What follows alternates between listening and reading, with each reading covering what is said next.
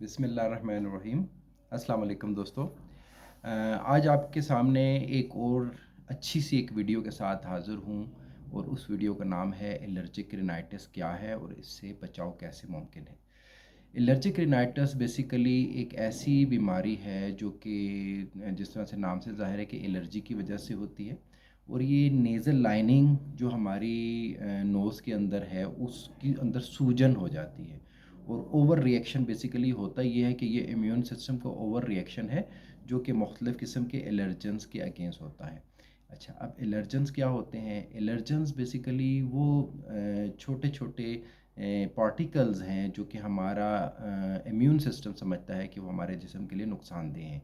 हालांकि वो नुकसानदेह नहीं होते। ज़्यादातर मौक़ों में वो आम लोगों के लिए, दूसरों के लिए वो नुकसानदेह नहीं होते, लेकिन जो एलर्जिक पेशेंट होता है उसके लिए वो नुकसानदेह होते हैं और इसलिए वो इम्यून सिस्टम जो है वो ओवर रिएक्ट करके वो एलर्जी काज करता है। वो मुख्तलिफ़ जिस्म के हिस्सों में हो सकती है, वो स्किन पर हो सकती है, जीआई ट्रैक में हो सकती है, नोज़ में हो सकती है।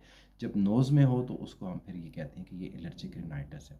अच्छा, अब ये देखा गया है कि इसकी दो बड़ी-बड़ी टाइप्स होती हैं। एक को एलर्जिक रिनाइटिस को कहते हैं पेरेनियल एलर्जिक रिनाइटिस और एक होता है सीज़नल एलर्जिक रिनाइटिस। जो पेरेनियल एलर्जिक रिनाइटिस होता है वो सारा साल चलता है और वो यानी ये नहीं होता कि किसी ख़ास टाइम पीरियड के अंदर वो होगा, वो किसी वक़्त भी हो सकता है।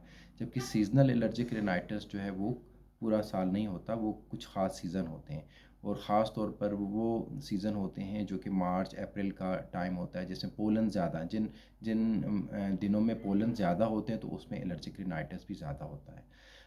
और इसी तरह जो है वो दूसरी कुछ ऐसी पोलन के अलावा कुछ और भी ऐसी चीज़ें होती हैं जो कि जैसा डस्ट पार्टिकल हो गया, हाउस डस्ट माइट बेसिकली बहुत बड़ा एक वजह होती है जो कि एलर्जी काज कर रही होती है, एलर्जिक रिनाइटिस काज कर रही होती है। अच्छा, अब एलर्जिक रिनाइटिस की साइन सिम्पटम्स क्या होते हैं? एलर्जिक रिनाइटिस में होता ये है कि पेशेंट को सीवियर रनी नोज़ होता है। उसको एक ख़ास चीज़ याद रखिएगा, टेम्परेचर नहीं होगा। फ्लू और एलर्जिक रिनाइटिस में ये एक बहुत बड़ा फ़र्क होता है कि एलर्जिक रिनाइटिस में उसे टेम्परेचर नहीं होगा। उसे टेम्परेचर के अलावा उसे वैसे ही फटीग हो सकती है, स्नीज़िंग हो सकती है, स्टफ़ी नोज़ होगा, ये तमाम साइन सिम्पटम्स होंगे उसको, लेकिन टेम्परेचर नहीं होता। जबकि फ्लू के अंदर अगर आप देखें तो उसको साथ में बॉडी एक्स यानी पूरे जिस्म के अंदर पेन और टेम्परेचर और ये वाले अलामात उसमें ज़्यादा, उसमें भी रनी नोज़ ये सब तमाम मसाइल होते हैं, लेकिन उनमें ज़्यादा ये वाला मसला ज़्यादा होता है, टेम्परेचर और फटीग। अच्छा, अब एलर्जिक रिनाइटिस का इलाज क्या है, कैसे किया जा सकता है? एलर्जिक रिनाइटिस एक क्योंकि जिस तरह मैंने बताया कि हमारा अपना इम्यून सिस्टम अपने ही खिलाफ जो है वो काम कर रहा होता है, ऐसी कंडीशन में ओवर रिएक्शन होता है बेसिकली ये इम्यून सिस्टम का। तो इसमें इम्यून सिस्टम के पॉइंट ऑफ व्यू से तो हम कुछ नहीं कर सकते, लेकिन ये है कि एंटी हिस्टामिन दिया जा सकता है।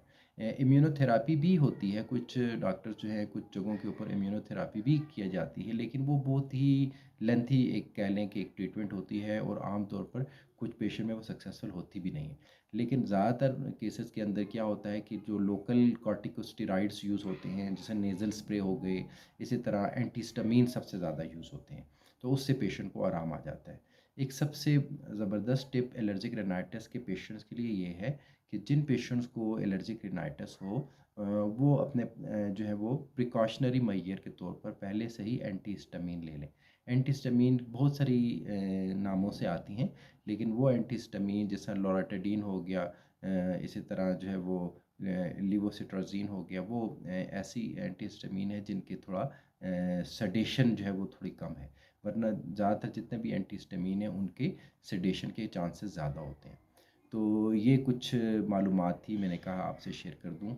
एक चीज़ और याद रखिएगा, जो एलर्जिक रिनाइटिस का पेशेंट होता है उसे चाहिए कि वो भाप ले। भाप लेने से ये है कि वो जो ब्लॉकेज होती है वो बग़ैर मेडिसिन के लिए हुए ही वो काफ़ी हद तक वो रिलीव हो जाती है। लेकिन फिर भी अगर आराम ना आए तो ऐसी कंडीशन में वो एंटीहिस्टामिन ले सकता है। इसके अलावा पैनाडॉल सीएफ से भी काफ़ी जो है वो पेशेंट को उसकी क्वालिटी ऑफ लाइफ थोड़ी इम्प्रूव हो जाती है, क्योंकि ये तो टाइम पीरियड बेस होती है। जब तक कि वो एलर्जन को एक्सपोज़ होता रहेगा पेशेंट, वो एलर्जिक रिनाइटिस होता रहेगा। जैसे ही वो एलर्जन से उसकी दूरी होगी तो वो एलर्जिक रिनाइटिस भी उसका ठीक हो जाएगा। बहुत शुक्रिया, thank you very much for watching. अस्सलाम वालेकुम वरहमतुल्लाहि वबरकातुहू।